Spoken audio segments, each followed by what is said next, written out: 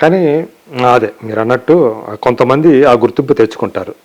But remuneration పరంగా చూసుకుంటే ఇప్పుడు బాగానే పర్వాలేదా? అంటే మీ కాలానికి ఇప్పటికి పెరిగిందా? 200% పెరిగిందండి రెమ్యూనరేషన్ 200%. మేకప్ ఆర్టిస్టులకి.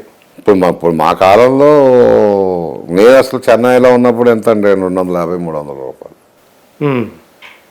ఇప్పుడు హీరోయిన్ మేకప్ మీద నేను ఇచ్చాను. నెలకే 250 రోజుకి బేటా మీరు అనేది. ఓకే. బేటా రోజుకి 200. ఇప్పుడు బేటా 10-1200-1300. అంటే సంవత్సరాలు గడిచినాయి కదా. అది గడిచింది, అదే అంటే నాకు సంవత్సరాలు గడిచినా మార్పు అనేది ఉంది అని చెప్తున్నా. ఇప్పుడు సరిపోద్దాను. అట్లా అంటే హీరోయిన్ మేకప్ మీదకి వచ్చి నా సినిమాకే 5,000 ఇచ్చా, నా వెయిట్ డ్రెస్సర్కి 5,000, బాయ్కి 12,000. ఓకే. హీరోకి కూడా అంతే. సో ఏంటి, మేము 5,000 తీసుకోవాలంటే అసలు మా సమస్య, అసలు మా కాళ్ళు చేతులు ఒరిగిపోయి 5,000 ఇస్తే. కాలాన్ని బట్టి పెరుగుతాయి అండి రేట్లకి, ఎట్లు పెరుగుతాయి. ఇప్పుడు కూడా ఏంటంటే ఇప్పుడు బాగా సినిమా అయిపోద్దాం 5,000 కంటే. అప్పుడు 5,000 అవ్వదులేండి, సినిమా అవ్వదు. కానీ 40,000-50,000 సినిమాకి వచ్చింది ఓవరాల్గా. ఓకే. అదే ఇప్పుడు 6 నెలలు ఉండేది, 7 నెలలు ఉండేవి అప్పుడు సినిమాలు. నెలకు 15 రోజులు అట్లా ఉండేది. 4 నెలలు ఈజీగా ఉండేది కదా సినిమా షూటింగ్. మనంకి అప్పుడు నాసరా గారికి మీరేనా వేసింది? లేదండి, మనం సినిమాకి మా బావ ఉండేవాడు, ఆయన వేసాడు. ఓకే, ఆయన వేసారా? నాగార్జున గారికి అయితే మీరు? నాగార్జున గారు మనం చేయలేదు, నేను సినిమా. ఓకే. ఓన్లీ అఖిల్ బాబు మనం సినిమా చేయలేదు. సాయిబాబా తర్వాత బ్యాకప్ అనేది మాత్రం వేసారా? ఓన్లీ అంతే. ఆ రోజు సెంటిమెంట్గా వెళ్ళి చేసా అంతే. మనం సినిమా వాళ్ళు అడిగారా సెంటిమెంట్ అంటే? వాళ్ళు అడిగారా లేకపోతే మీరే వేయాలని వెళ్ళారా ఏంటి? తనకు కూడా నేనే వేయాలి ఫస్ట్ మేకప్ అని వేసాను. అంతే, మీ అంతటా మీరే ఇంట్రెస్ట్ చూపించి చేశారా? నేనే వెళ్ళాను, పోగొట్టుకోలేదు. పిల్లోడు కదా, ఇంతమందికి చేసి నాకు కూడా బాగోదు.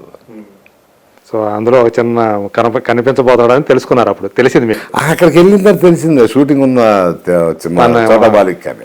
అప్పుడు తెలిసింది. ఏదో పని మీద శవనాకర్కి వెళ్ళానండి, అంటే యాదృచ్ఛికంగా దేవుడు అట్లా పంపించాడు. దేని మీద వెళ్ళా అంత నాగేశ్వర గారు కూడా మాట్లాడారు. అంత ఆ రోజు నాగేశ్వర గారితో మాట్లాడతాం, బాబుతో మాట్లాడతాం, మళ్ళీ నాగేశ్వర గారితో చివరి రోజు అదేదో యాదృచ్ఛికంగా జరిగింది అట్లా.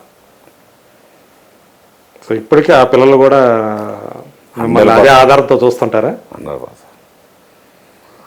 పిల్లలే కాదండి, అన్నపూర్ణ స్టూడియోలో కూడా. అంటే అన్నపూర్ణ స్టూడియో అంటే ఆల్మోస్ట్ అంత స్వతంత్రత ఇప్పటికీ ఉంటుందా మీకు అది ఆ గౌరవం అక్కడ? ఇప్పుడు ఉంది కదండి, ఇప్పుడు ఎందుకు లేదు, ఉంది. అలానే చంద్రబాబు నాగార్జున గారి మానేశారని చెప్పి గేట్లేం మూసారు కదా. ఇప్పుడు అంత వర్క్ అక్కడ చేసుకున్నారా? పోస్ట్ ప్రొడక్షన్ డబ్బింగ్ అంతా అక్కడే, డబ్బింగ్ అంతా అక్కడ. Okay, editing dubbing Annapurna studio. కాకపోతే మ్యాక్సిమం నేను అక్కడే, ఓపెనింగ్ అక్కడే, టీవీ షోస్ అక్కడే. అన్నపూర్ణ స్టూడియోస్ తోటి కూడా మీకు మంచి అనుబంధం ఎట్లా ఉండకుండా ఉంటుందండి. స్టూడియో కట్టినప్పటి నుంచి ఉన్నాను కదా. అన్నపూర్ణమ్మ గారు ఎలా ఉండేవాళ్ళు?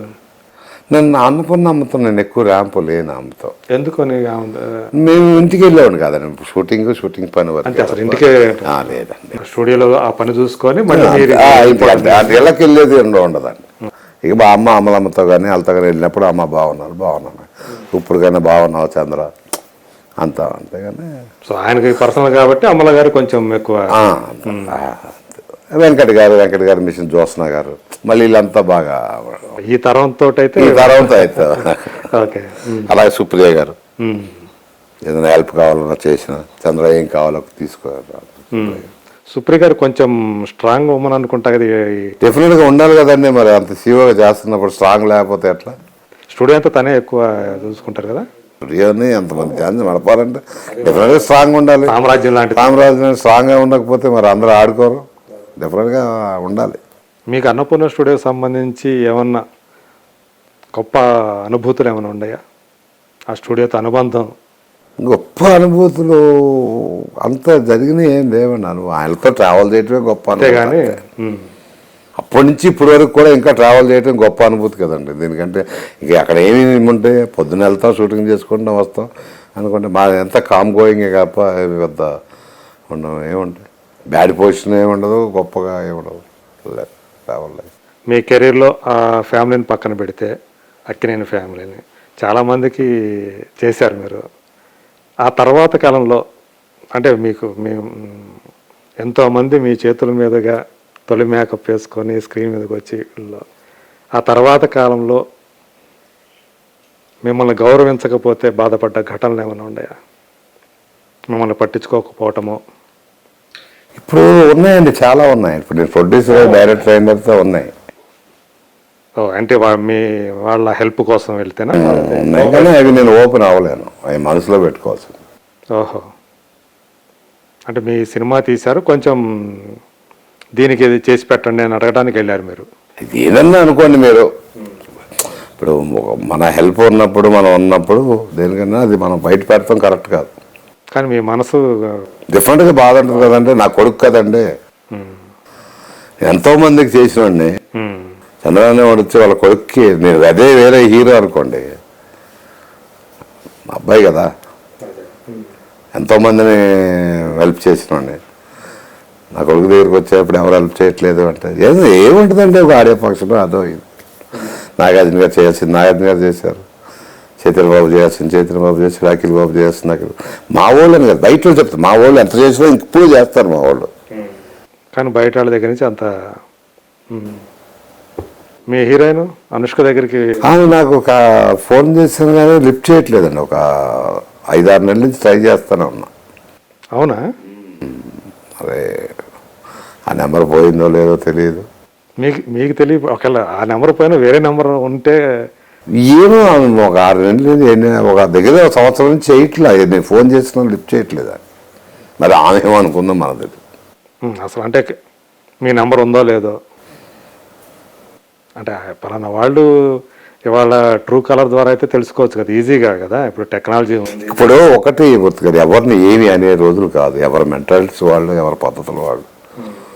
ఇప్పుడు నీ కొడుకుని పెట్టి నువ్వు సినిమా చూస్తే మేము చేయాలని ఉందా? రూల్ అదేమన్నా? కనీసం ఆమెకు ఆ సమాచారం అన్నా తెలుసు. పెడతాను, ప్రతిదీ పెడతా, వాట్సాప్లో పెడతా, పంపిస్తాను. ఓకే, కానీ నో రెస్పాన్సా? అంటే మీకు అక్కడ ఆమెదా ఫోన్ నెంబర్ కాదా అనేది మాత్రం తెలియలేదా? ఆవిడదే నాకు తెలుసు, తెలియకుండా ఎలా? ఎందుకంటే ఇప్పుడు దాకా మనం ఆమె గురించి చాలా మంచిగా మాట్లాడుకున్నాం. అవును, అది నాకు తెలియదు కదా. తెలియదు దాని గురించి ఏం మాట్లాడతా. ఉన్నది ఫ్రాంక్గా చెప్పాను మీరు అడిగిన పాయింట్కి.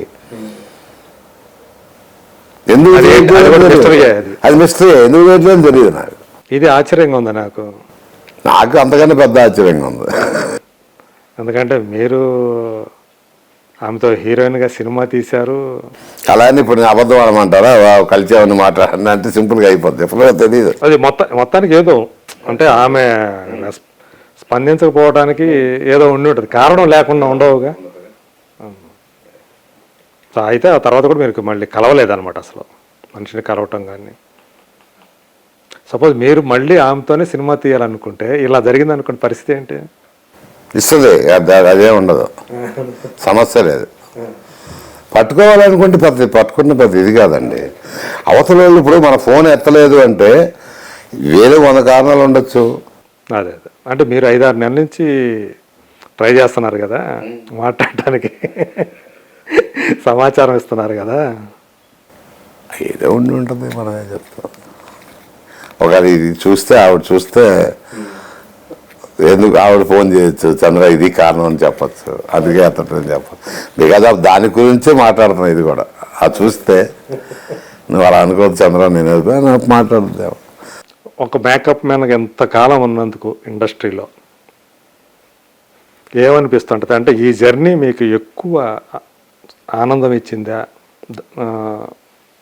దాంతోపాటు ఏమన్నా కష్టాలు ఎప్పుడన్నా కష్టం అనిపించిందా, కలిగించిందా, చేదు అనుభవాలు ఇచ్చిందా? అన్నీ ఇస్తాను ఇండస్ట్రీ, నా ఒక్కరికే కాదు. కష్టం ఉంటుంది ఇండస్ట్రీలో, చేదు అనుభవాలు ఉంటాయి, సుఖం ఉంటుంది, ప్రతిదీ చూపిస్తుంది కళామ తల్లి. ఇండస్ట్రీలో ఉన్నాడు ప్రతిదీ కూడా నేర్పిస్తుంది. మంచి నేర్పిస్తుంది, చెడు నేర్పిస్తుంది, కష్టాలు సుఖాలు అన్నీ నేర్పిస్తుంది ఇండస్ట్రీలో. ఇప్పుడున్న వాళ్ళు ఎవరు అడిగినా సరే